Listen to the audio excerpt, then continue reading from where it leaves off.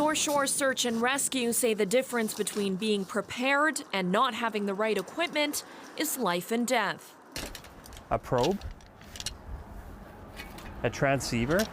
This is gonna produce a signal, so you're gonna wear this. So if you get caught in an avalanche, it's gonna allow people to locate where you are, and then you're gonna need a shovel. The essential gear you need also depends on the season, with winter bringing an increase in avalanche risk.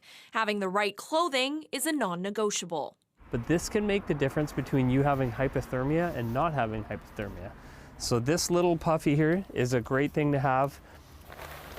Obviously, having a Gore-Tex jacket is very important, especially in this climate.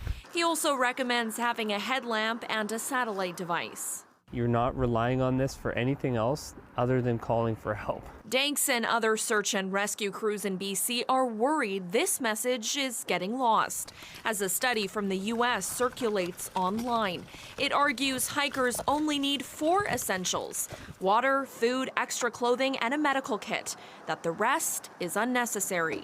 I find it disappointing because it's essential that you bring at least the minimum equipment. But BC Search and Rescue says it's better to have it and not need it than to need it and not have it. It's like asking someone who came back from a car ride, did you need your seatbelt in the airbag? No, I didn't need it. But if you ask someone who was in an accident if they needed that seatbelt or that airbag, they would have a different story. BC Search and Rescue has been collecting data for years to keep people safe. There are more than 1,700 rescues a year, and many because hikers were unprepared. 50% aren't injured, and of that, 25% didn't have a navigational aid.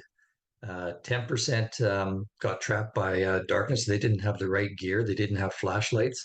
Advocates don't want anyone to leave behind essential items, and when you take your cell phone, please make sure that you have a backup battery for your phone. Yasmin Gandham, CBC News, Vancouver.